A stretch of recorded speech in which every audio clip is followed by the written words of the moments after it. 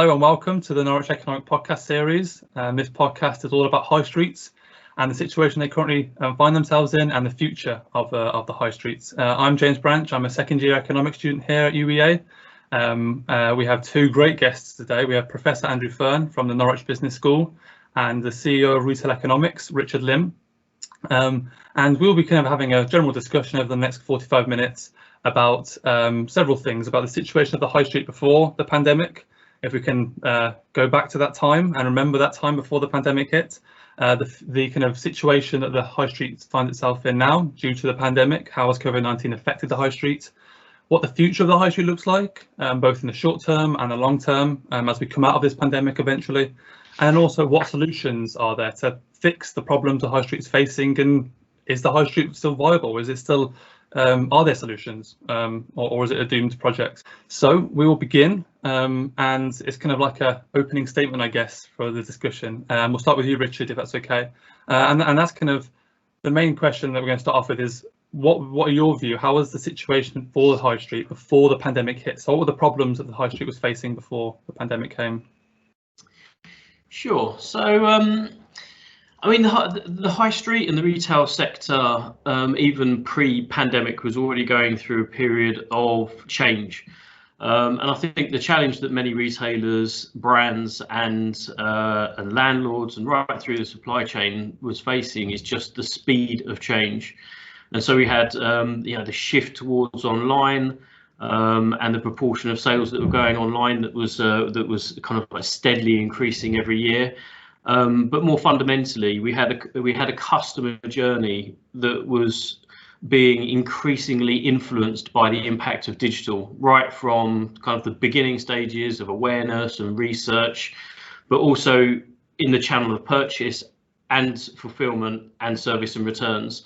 So actually that shift and impact of digital was really impacting the whole of the retail sector. And so what that meant is that many retailers found themselves in a position where they were stuck with legacy business models that quite often had too many stores, too much space. They were dealing with inflexible lease structures, and that was really inhibiting their ability to pivot their business models towards something that put digital at the heart of their business. And so we're in a situation where many parts of the industry were really struggling to adapt to that pace of change. And that was, and all of this was even before the pandemic had set in. Yeah, definitely. And yeah, that's, I guess that's the interesting point that as we come on to, is that how the pandemic has in many ways just exacerbated and accelerated the problems that were already there. I'm going to pass it on to Andrew if you want to kind of comment on that first point about what you thought about the high street and the retail sector before the pandemic even hit the sector. Yeah, so I think Richard's spot on, isn't he, that the demise, or no, the decline of the high street happened a good while ago, and I had to dig out the Porter's Review, which was published in December 2011. So that's 10 years almost to the day, a decade at least. And that was based on a previous decade of the decline of high streets. So I think that means pretty much all millennials and of course all Gen Z grew up during a period of the high streets declining, and then, as Richard pointed out, the kind of acceleration of the digital world, fueled by these two generations that are the future. After all, it's dinosaurs like me that are looking forward to going shopping again. But even my children, who some of them now are approaching their late 20s, can't think of anything worse that they would be asked to do than to go shopping. So there's an important demographic, technological transformation that has accelerated this, but it was already well in train. And I guess all I would add, without kind of hijacking or moving too quickly into the other topics, is, and it'd be good to get Richard's take on this too, that I think part of, go back to what was happening way back, so early 90s, late 80s, was that retailers, wherever they were fundamentally product driven, like artisanal businesses. The majority of them are small, and they just like selling stuff, and they like having shops that they own and can play with. And in the early 60s, 70s, 80s, this was an incredible time to be a shopkeeper,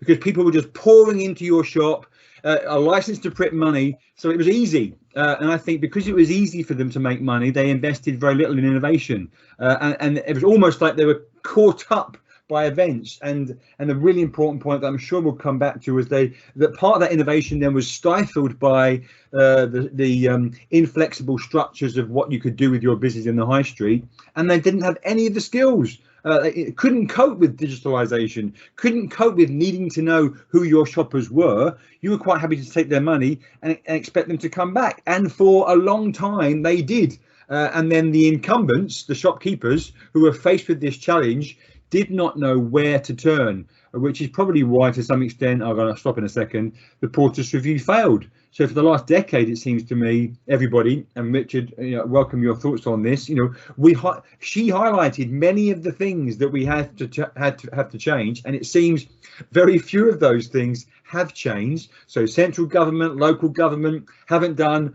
anything like as much as they could have done, perhaps with the benefit of hindsight, to facilitate the transformation of high streets, which are no longer the magnet that they were when I was growing up. No, I completely agree with those sentiments. And actually, a lot of the research that we've done, what it really shows is that there's a significant difference in the way that consumers want to shop, depending on whether they were born into an age of digital or whether they were kind of lived through that period of transition. And so there's a huge difference in the way that Gen Z we kind of discover products, and that might be through social media, and how they research on various websites and things like that. And just put some numbers to that. People like ASOS have got, I think they've got something like 7 million Instagram followers. Levi's has got 7 million Instagram followers. Zara have got 47 million Instagram followers. So it allows them to curate stories directly with their customers to inspire them about products. And going back to that period of the 80s and 90s, that digital environment didn't exist. And so for retailers to grow their presence, increase like-for-like sales, expand market share, there was one strategy, and that strategy was to increase the number of stores. And we went through this period where multiple retailers were just opening more and more stores. Our high streets were turning into kind of clone high streets that had the same retailers on offering the same kind of products, but the blueprint of expanding market share was one of increasing their physical presence. And to Andrew's point, that was combined with growth in the economy, growth in disposable incomes, and shoppers kept on coming back. And we saw that period of retail last for a long while, up until the point where digital and that shift towards online really fundamentally changed that dynamic between consumers and retailers.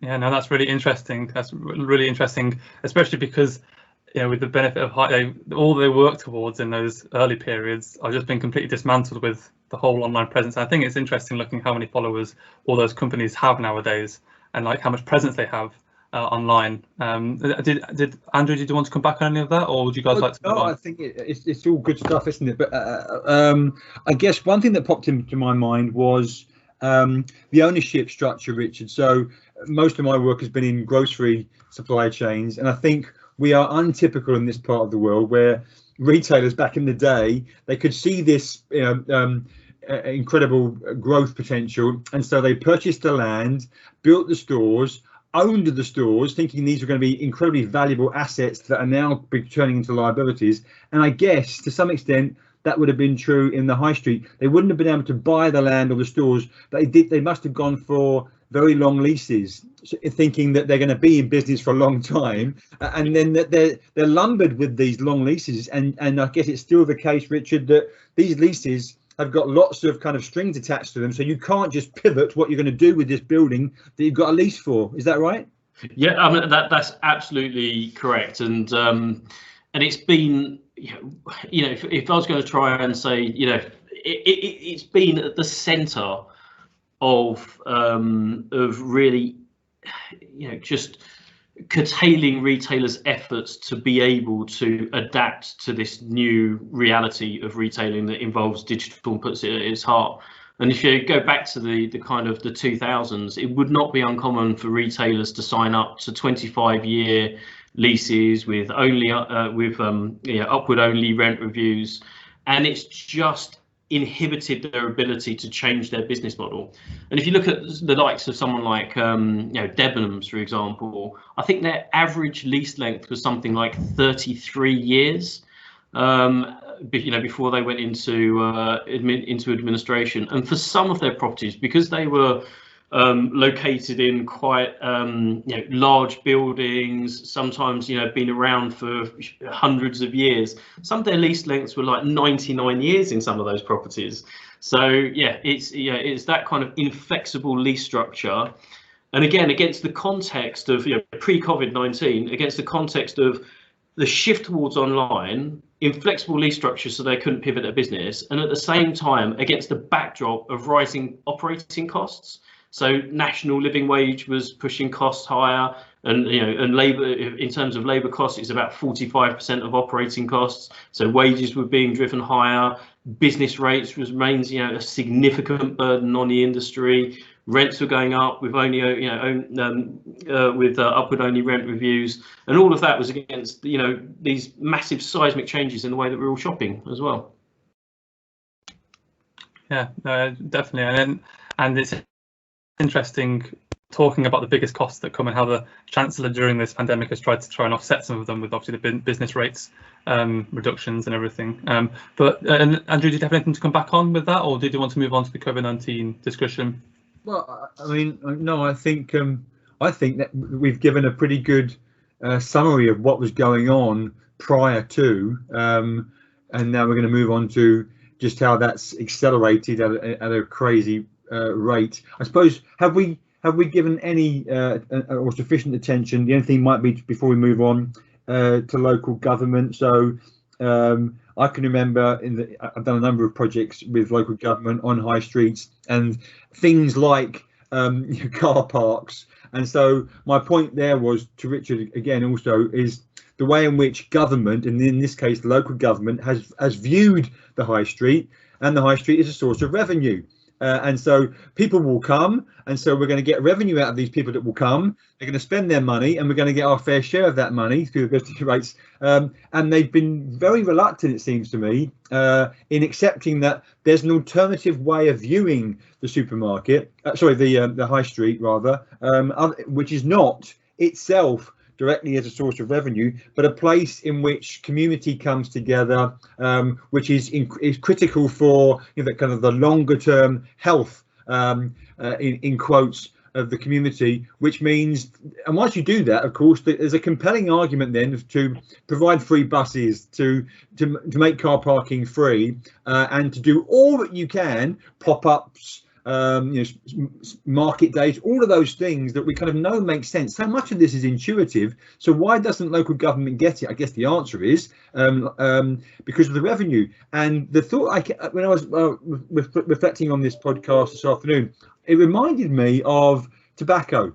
So and indeed gambling, right? So for generations, the government viewed tobacco as a source of revenue until in the end they had to accept the impact that was having on our national health. And it still seems to be the case with gambling. So what do we see in high streets? And we are transitioning now into where we are today, but we've seen high streets becoming ghettos where you will find, cafes and gambling shops, and why? Because there's people that will have nothing better to do than drink coffee and gamble, and certainly in the latter, that's a useful and important source of revenue. It kind of, what I don't get though, Richard, is because it doesn't make sense. At the same time, they are deterring the people with cash to spend who will shop online but are happy to go into town, as I am. Norwich is a beautiful city and I'm very happy to go there, but probably not to shop. So I guess we are definitely transitioning now into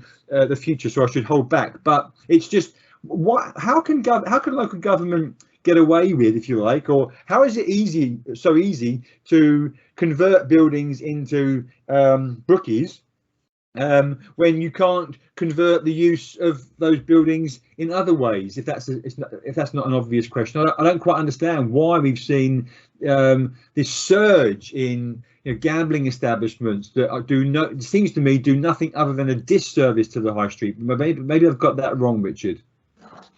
I mean, I think one of the reasons that we've just seen, and of course it's so location dependent, yeah. And there are kind of the flagship destinations like Manchester's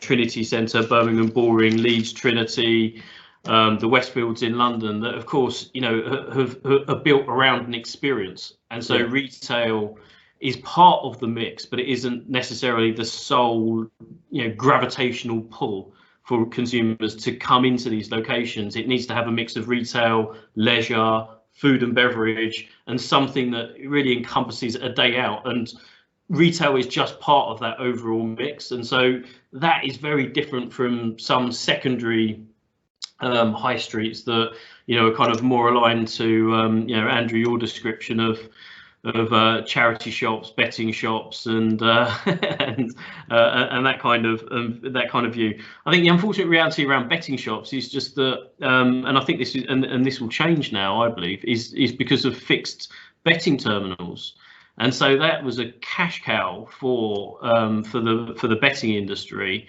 and so you'd have lots of maybe 3 William Hills on a single high street just because fixed betting terminals was such a huge source of revenue for betting companies. And so again, it was just about increasing market share through the use of this channel. And because of the changes in the law around that, I think we're going to see a bit of a reversal there. And charity shops, of course, have different benefits in terms of lower business rates and things like that. So again, the economics of charity shops are slightly different as well. Yeah, I think that's really interesting, because when I've looked at this before, one of the main things that I looked at was the comparison between the kind of in the town high street, kind of in the middle of town, compared to where I live. We have a town centre with a high street, but outside we have this big shopping centre with all the big shops and the eateries and the cafes, and it means everyone goes there, and it means the town centre is very left behind, and it kind of feels like a left behind town. And I guess that's a really interesting point you guys have both made, and it's a good link. We'll go on now into the kind of COVID-19 effect, and how this whole pandemic has kind of, as we've already mentioned, accelerated these problems and made them a lot worse. And obviously it's hard to even imagine high street right now as we're all in lockdown. But I'll start with you, Richard, and then go on to Andrew about what your guys' thoughts are on how these problems are now going to be accelerated because of the pandemic. Yeah, and I guess just to put some context around that. The industry in 2019, there was about 19% of retail sales that were online. Last year, that rose to about 28%. So what we saw essentially was about 5 years of long-term growth that occurred in a space of 12 months. So there's been a huge step change in the proportion of sales that have gone online. And I think the question that many retailers, brands, commentators are asking themselves is just how much of that proportion is going to be permanent, and how much of that is going to be temporary. And of course, it differs between different retailers, different parts of the market, different cohorts of consumers, kind of young and old. But what we've seen is that there's been the pandemic has really necessitated that shift towards online for lots of parts of the industry. And actually, there's about 45% of consumers that say that they have shopped online for a product that they have previously only ever purchased in a store. So there's, this is a huge wave of new online shoppers that are breaking through those initial barriers of setting up online accounts, entering payment details, even overcoming issues of trust. And actually, and I think the temptation is to believe that these are younger, older consumers shopping online for the first time.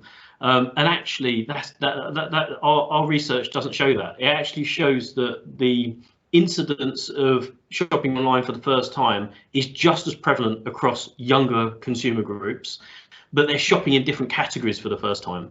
So an example of this would be Gen Zs that are shopping for beauty products online for the first time, where previously, so health and beauty is one of these areas in retail that's got quite a low penetration rate. Not, people want to kind of try out, maybe kind of smell perfume, look at makeup, whatever it might be, and so it doesn't lend itself necessarily well to a pure online customer journey. But because of the impact of the pandemic, it's necessitated that shift. That shift has really been felt across some of the younger generations. And of course, all of this is going to have a long lasting impact on kind of physical retail. So, I've kind of, my final point would be is just for retailers now, it's really about understanding how they can merge physical and digital together and try to leverage digital technologies in store to create a more seamless customer journey across both of those channels. And so in terms of what the future of the store might look like, it's about the purpose of the store that's going to change, in my view. So it's important kind of words I want to pick up on there. So step change was one of them, and then what I really thought was important, and then the question that I guess we're all asking really is this step change permanent or temporary? Ordinarily, we tend to think of step changes as permanent because you've taken a step from where you were to where you've gone to. But I thought what was interesting was also what Richard said was that the lockdown necessitated this change in behaviour. We were not allowed to go out. So even if you wanted, we couldn't. So and also I would just add that the data that Richard referred to, it was all retail sales, and a big chunk of that growth would have been grocery, right? And most of our grocery purchasing behaviour isn't in the high street. So where am I going with this one? Well, I think the critical thing is definitely on the permanent or temporary, and I think the jury's still out because it's still too early to say. And I can't help thinking that the 5 years growth in a year, how on earth did we achieve that? Well, massive investment. So Amazon, the giant in the space, giving everybody a good hiding in general, not yet in terms of grocery, but just waiting to pounce. What did we see? The incumbents. After all, Tesco were the first to have an e-commerce business, still not making any money out of it. But they were forced to invest shed loads of money in new vehicles, new drivers, new warehousing capacity. Think about Ocado. What are they? I think the fastest growing grocery commerce retailer in the country right now. But it's taken them 20 odd years to get where they are. And check out their website and the videos about what they do. They haven't got all the baggage of bricks and mortar, so they have been able to build from scratch a business that does away with and ignores high street. And of course, they have convinced themselves, why wouldn't you, that this is not a temporary blip, it's going to happen forever. But my thinking is, okay, so we've seen this huge growth from 1 in 5 to approaching 1 in 3, but part of me says, so can this growth be sustained? If you just think about the logistics, the fulfillment, the congestion that will come, the pressure on people, and we're going to come to robots, I know, at some stage. At the moment, it seems to me that this is happening on the back of spare capacity. So there are underutilized buildings in cities and around the place that are being used to hold stock. There are underutilized capacity in vehicles. That's your vehicle and my vehicle, and white vans that people are hiring to make more deliveries. But if we've seen this rapid growth, this tremendous growth taking us to 28%, and already it strikes me that there's significant pressure. We're starting to hear the stories of what it's like to be an Amazon employee. And the fact is, I think I'm right in saying, Richard, that still hardly anyone is making money out of the e-commerce part of their retail business. So where does this, are you going to continue to invest in a part of your business that doesn't make money? I guess the answer is, well, if Gen Y and Gen Z, which will be the future, are not going to return to your store, you have no choice. But I think, James, we are in danger if we go down the kind of the retail route exclusively, of losing sight of the fact that the high street, as Richard just alluded to, is more than just a space for retail. So clearly the retail argument that has dominated our conversation so far is a critical one, and maybe I'm almost segueing into the next part of the discussion, but not just yet. What we need to be talking about is the use of that space, which is the high street, which may well be less and less dependent on retail and more dependent on service, or, as Richard's already alluded to, in my mind, Richard, every one of those retail shop fronts has to have, in the back of the retail business, an online connectivity. So they've all got websites, they've all got an online offer, and they're all acting as hubs or places for people to click and collect. And then it takes us back into the retail space, because what my understanding is that there is some innovation, but it's still limited, amongst retailers that recognise that having a nice store isn't going to cut it anymore. We've got to have an amazing website. That means they're going to develop new skills or invest in having an amazing website, and recognise that doesn't mean to say that they give up on the shop, but these two things go hand in hand. And what are we seeing Amazon doing? They're now buying stores, because they realise that for some items, in particular grocery, you can't fulfil the orders from a central warehouse like you can with CDs and books where they started from. So I've meandered a bit there, but kind of the seamless connectivity piece is clearly important. The one last thing I wanted to mention, because we might move on from this, is in the COVID world, is what has COVID done? It's forced us to be at home, and it's actually forced us to recognise how vulnerable we are. And actually, a lot of this talk about the resilience in our economy, in our systems, in our processes. I'm not sure that's true at all, because for certainly for several weeks you couldn't get a booking slot for Tesco and retail. And who came to the rescue?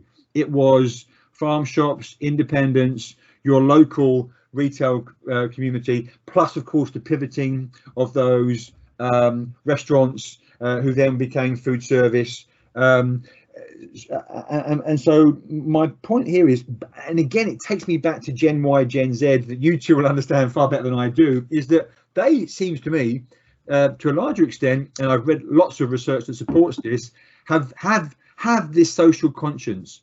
They are, on the one hand, they're torn because Amazon is amazing. These selfish young people want everything now for not very much, and Amazon gives it that. But they're smart people, and they have this desire to fight back and take ownership of their space and their society. So for that reason, I think we've awoken up. It might be short term, but a social conscience and a willingness to give local, regional a chance. So there's a window of opportunity, I think here. It's probably too narrow, and I might be exaggerating it, that COVID has created. So in actual fact, even some of those Gen Y, Gen Zers are, can't wait for the chance to, and we've seen it the last couple of days. The sunshine comes out and everyone's rushing out to the high street. Thank God we can see our mates and do stuff, hang out, and indeed go shopping. Now, I expect you're a behavioural economist, Richard, so you'll say to me, yeah, but these habits are short-lived. I could argue that equally the habit of socialising in the high street has taken generations to be formed, and therefore surely it's going to take, if we do nothing, if we allow the high streets to just like cancer to kind of erode, then surely they will become places to avoid. but surely now is the time to be proactive, to be very positive, and treat this as an opportunity to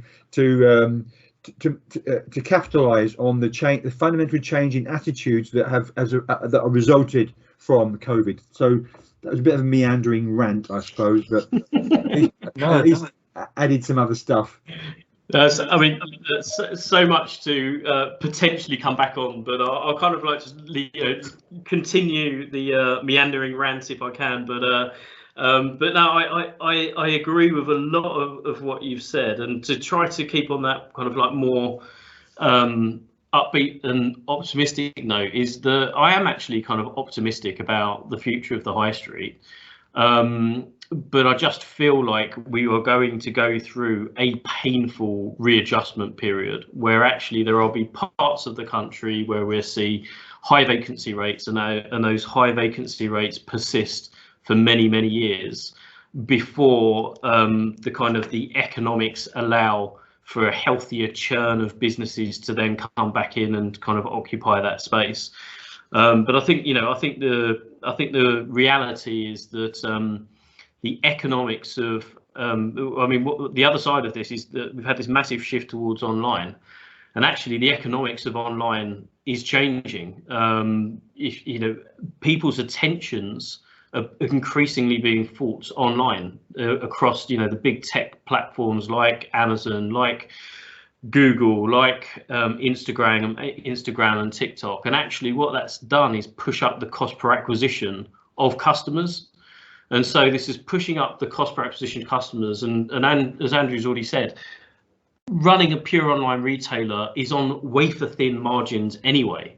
And so if you're pushing up cost per acquisition of customers, you're really eroding margins even further. And so that kind of the true cost of online is going to be an area that's going to be under intense scrutiny for retailers, because they really have to assess just how profitable that channel is for them. And at the same time, the physical side of the market is going through an adjustment period where rents are at 10-year lows. Leases are really, really flexible, where it's not uncommon to have a retailer to take out a 5-year lease with a 3-year break clause. Kind of essentially running the logistics of physical retail has become cheaper, and actually, so that kind of rebalance has changed the economics of running stores as well, and so that creates an interesting problem for retailers in terms of how they use their online channel, how they use their store operations. But I think one of the major things as well is just that retailers and brands realize that the purpose of stores are changing. And so whether, it's not just seen as a hub for the distribution of products. It's about building an experience, building kind of meaningful experiences that enhance loyalty, that kind of increase the frequency of footfall coming into the store, essentially increasing the lifetime value of their customers.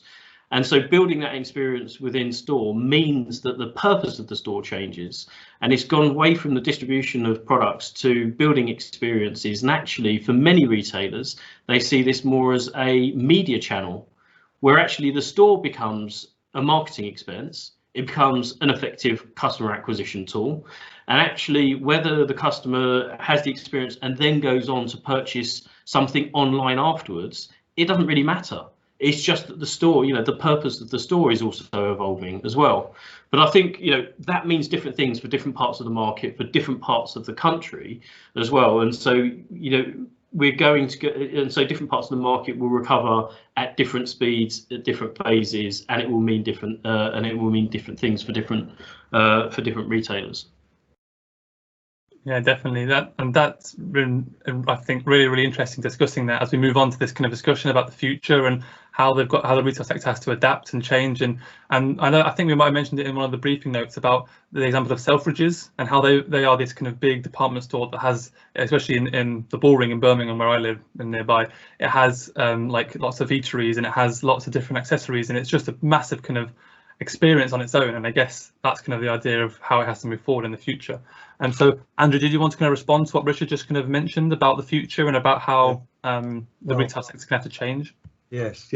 Well, one thing to highlight, I think, was towards the end of that summary was the use of the word different, and I want to just expand that to, you know, heterogeneity, if you like, because as we've already agreed, high streets are not high streets. So so talking about London, Manchester, Liverpool, and even, dare I suggest it, Leeds, you know, these might be, you know, special city centres where you have these iconic retail experiences, either in a single store like Selfridges or these amazing arenas. But I don't know what share of the high street space or high street retail those centres account for, but as Richard alluded to, there are thousands, quite literally, I guess tens of thousands of high streets that are nothing like that.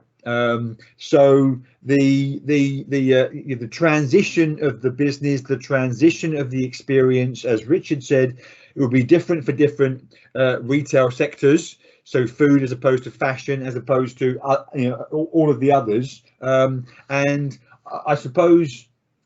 And of course in different parts of the country. So I am kind of minded to go back to, you know, Portis's review in 2011, where, to her credit, she said, let's have some pilot projects around the country that look to see if we can tackle some of these problems. As it turned out, I don't think any of the pilots worked. It was a political kind of menagerie, but it would be wrong, would it not, to argue that there is a one change, one solution fits everywhere, because that clearly isn't the case. And I would say, correct me if I'm wrong, but it's kind of, in quotes, it's easy for Harrods and it's easy for Selfridges. They are fundamentally a luxury retail business. The people shopping in there are going expecting experience. They always get it. That's why they're loyal. But they only shop there once or twice, you know, let's say a year. They might spend a bloody fortune, but you know, that's not.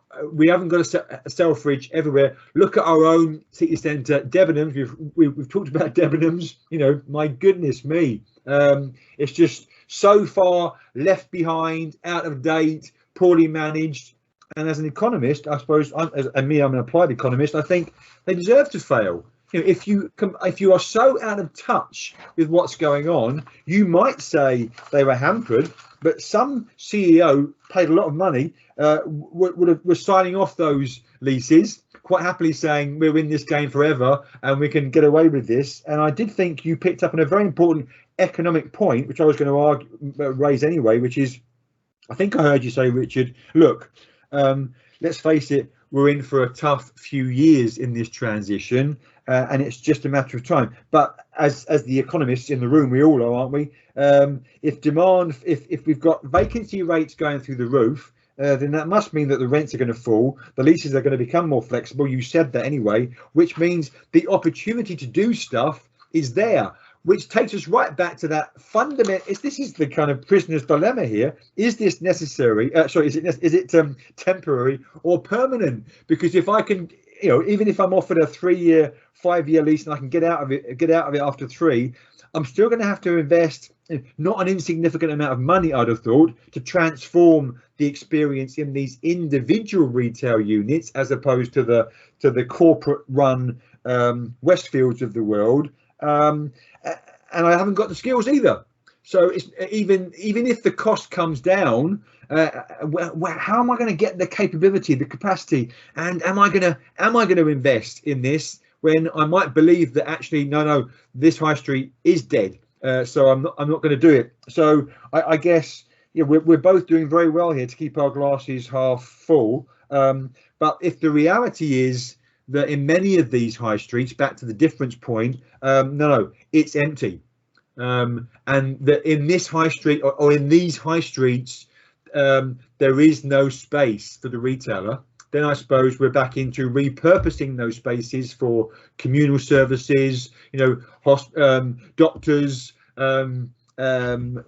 mind you, of course, you can't even get away with that one now, because the pharmacists are transitioning into doctor's surgeries, and the pharmacists are going to be using up that space in retailers, large out of town retailers.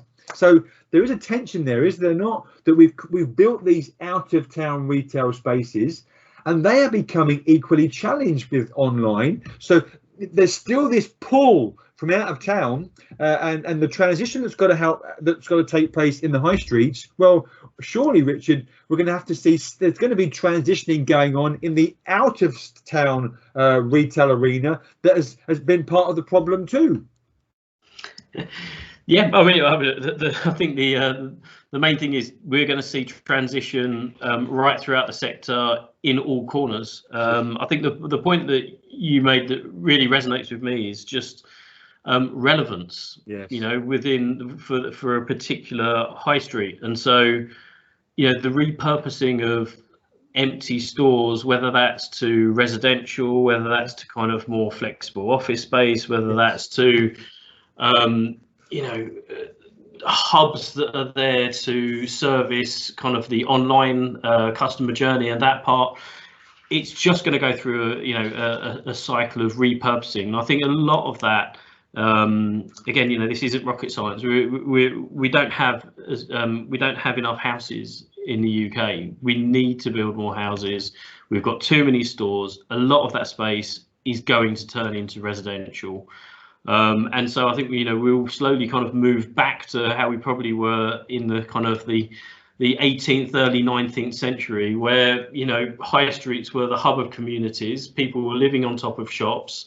There were lots of independent shops, and I believe that will be the case because the economics of running stores is changing. And actually, what I think we will end up with, and this is a kind of a silver lining point really, but what I think we will end up with is a healthier churn of independent stores that come into the high street because rents and leases are more flexible, rents are lower and things like that, that more accurately reflect the local communities that they are there to serve. But again, that will take time, but that's where I think we'll end up eventually.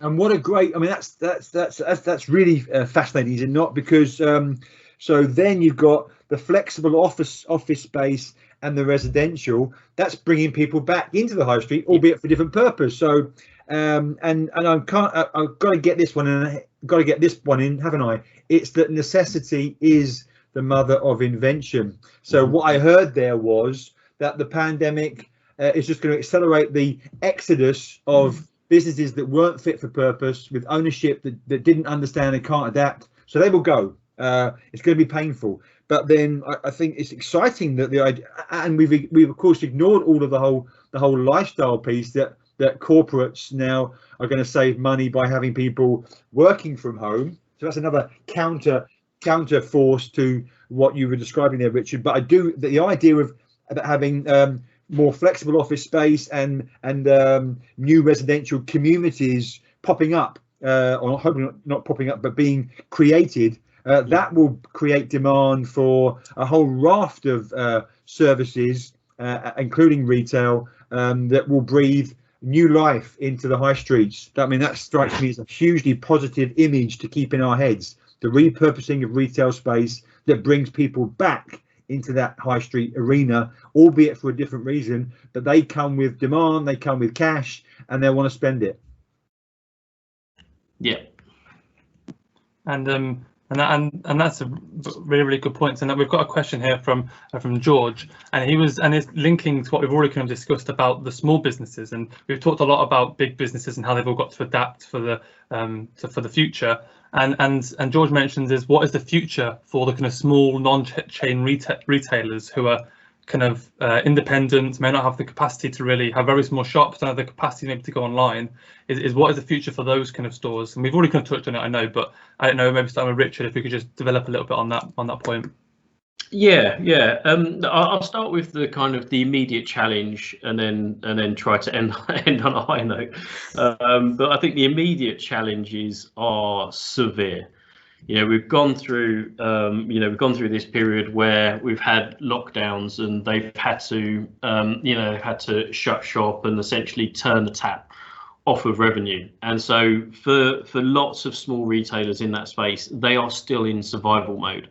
They are cutting costs. They are trying to preserve working capital to try to weather the storm as effectively as they can.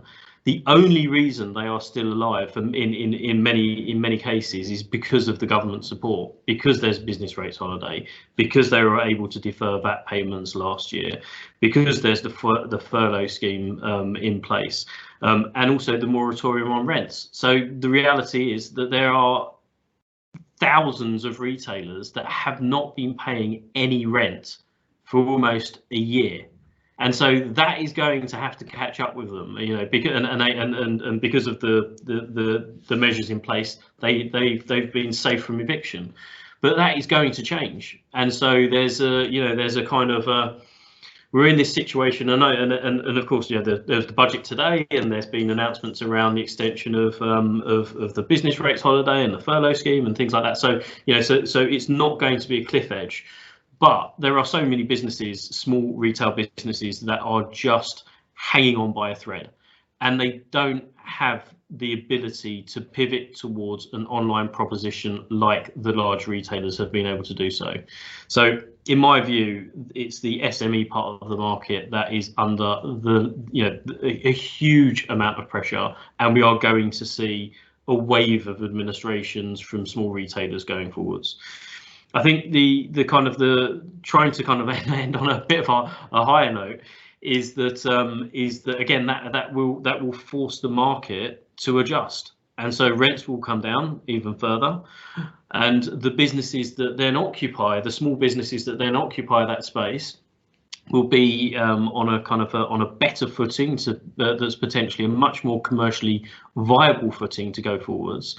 And I think the kind of the pivot towards online piece is that there's so many more partnerships available for these retailers.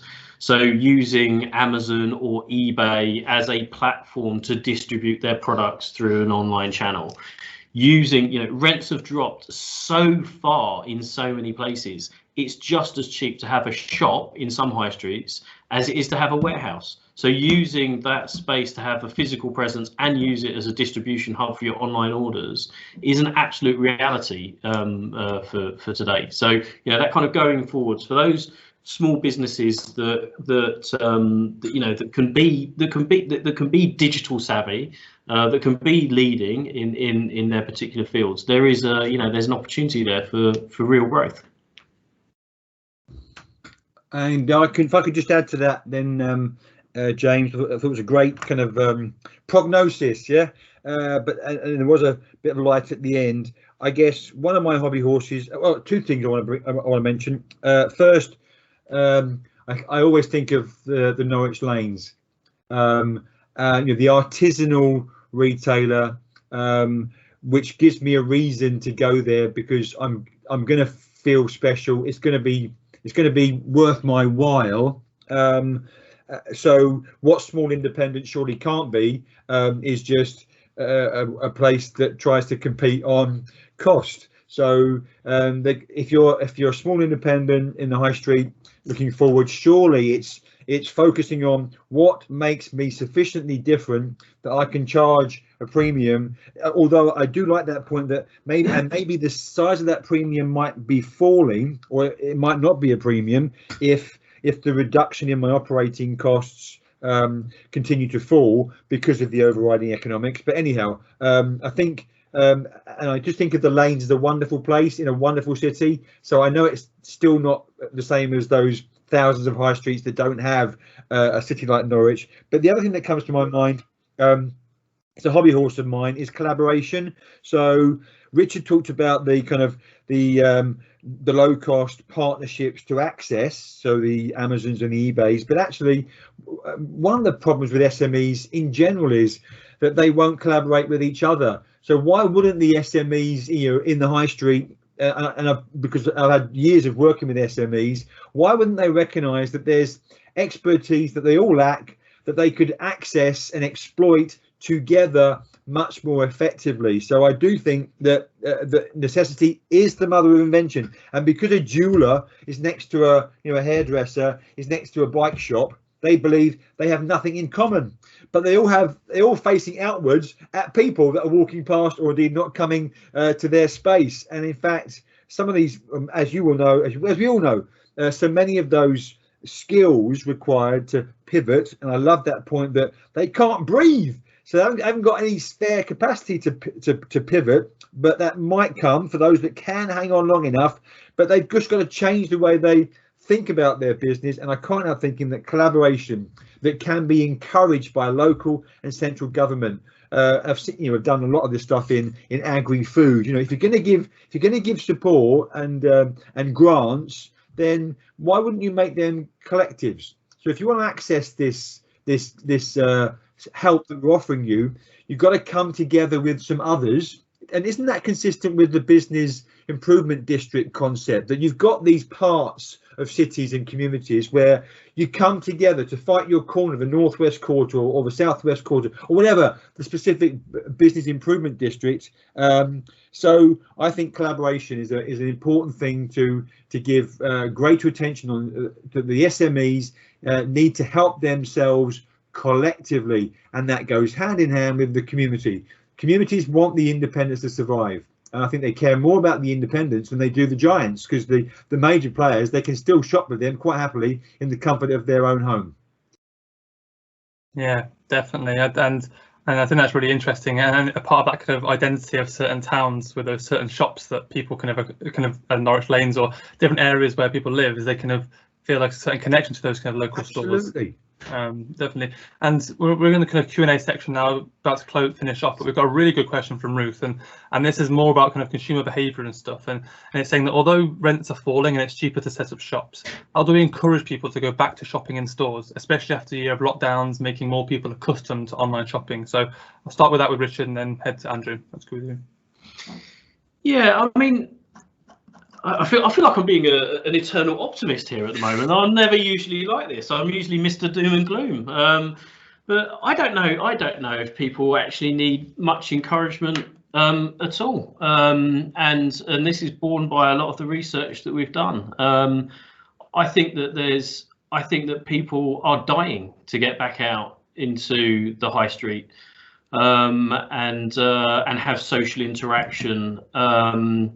I think that I think that there's a number of kind of factors that I think actually we're quite upbeat about this year. So I think number one is that we've been through a period of kind of lockdown and actually had a significant boost on discretionary spending for lots of households. So I think Bank of England estimate that households sitting on about £180 billion worth of additional savings heading in to the middle of this year.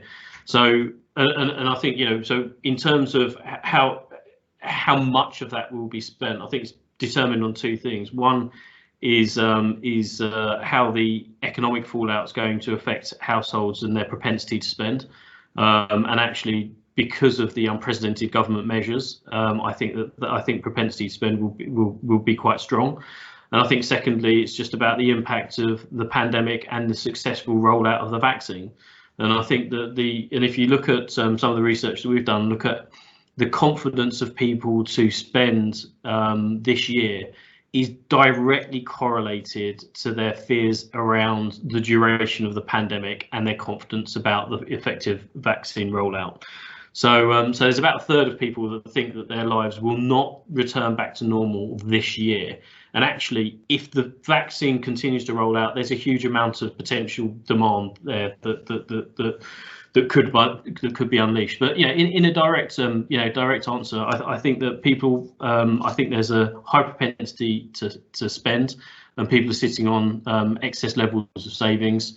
I think people are yearning to have some social interaction and get out back into fresh air and the high street. I do, however, think that retailers, local authorities have a responsibility to create a right environment for people to shop safely in.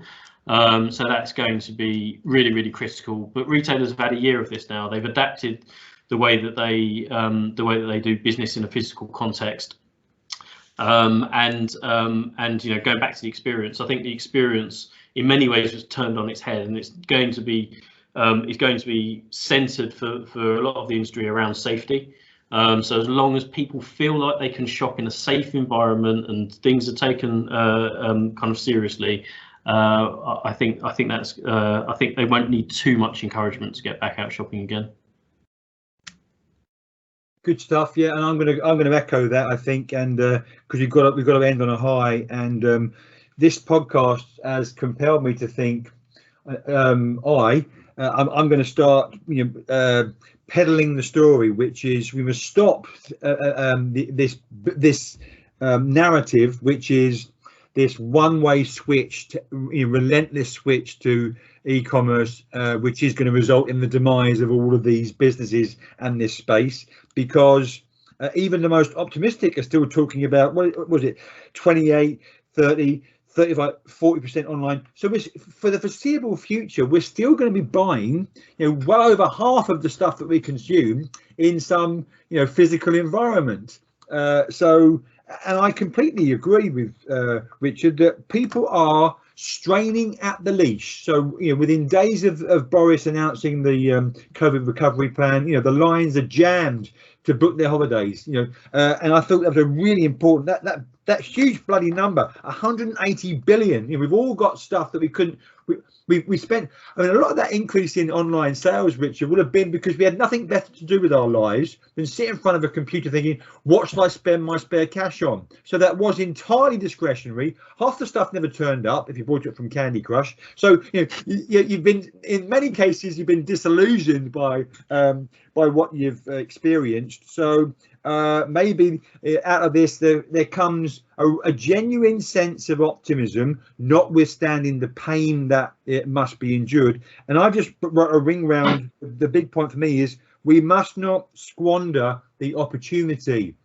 So local government, the businesses they're in, and the communities that care about their high streets, do not squander this opportunity, because I guess the window, judging from what you've said, Richard, is that 2/3 of us are feeling sufficiently optimistic that as soon as we're given the chance, we're going to start spending. A third are still holding back. So we can't give them a reason to think, and this is why, I don't want to go to the high street. Now is when we're moving into summer, we're going to be given the freedom.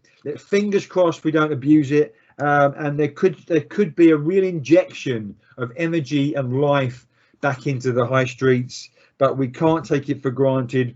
We can't be complacent. There's got to be, real momentum behind that, with all of the levers that we've talked about being pulled in the right direction. And therein, I'm sure Richard would say, the reality is it's unlikely that in all of the high streets, all of the levers will be pulled in the right directions by all of the stakeholders. But we've got to believe that in many of the cases, many of the high streets, the opportunity exists. So I feel energized by this discussion. Yeah. That's great. We love the optimism. The optimism is a great way to end on an optimistic note and with some energy.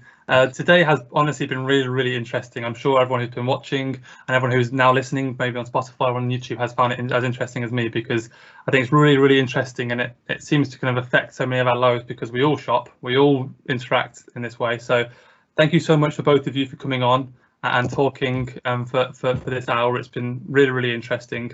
I think I'm just going to quickly plug the podcast itself, because we are hoping to be nominated through the UEA Engagement Awards.